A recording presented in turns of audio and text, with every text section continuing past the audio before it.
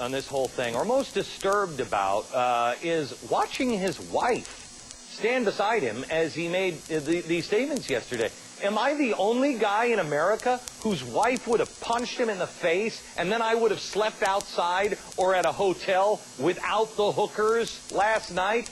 He betrayed her. He betrayed the family, the children. My goodness, the children had to leave for school today with a whole swarm of media.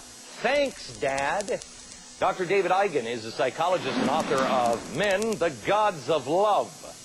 I mean, with that title, I don't know if you're the right guy to talk to. The Gods of Love. First of all, what is this going to mean? Let's start with the kids. What do you think this is going to mean for the 3 kids? 3 daughters, teenagers. It's very sad for the children. They're going to have to go through a lot of changes. But, you know, really the answer to this whole picture is simply that obviously the man has not been leading a double life, and he's not been honest. The family hasn't been honest. Probably the wife knows that things weren't working, that she's been going, I enjoy my lifestyle, I enjoy my position, and it's simply we've been allowing this to go on, and there's been no true dialogue, and David, that's what really is the problem. Yeah, I have to tell you, that crossed my mind with these women that, I mean, you don't stand there, you don't even get, I mean, you don't even walk up to the podium. You'd be in such shock. Now, maybe they're standing there at the podium because they are in shock, and they haven't, you know, woken up to it yet, or they knew. Can you live with a guy who's making it with hookers for years and not really know? You know, this is a sad situation, but, you know, the bottom line is, how do I say this genteelly? They're paid to not worry about it.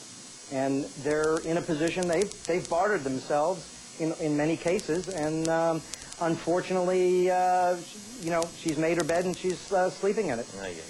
And that's the unfortunate consequence of all this. Obviously, they need to have a real, true dialogue.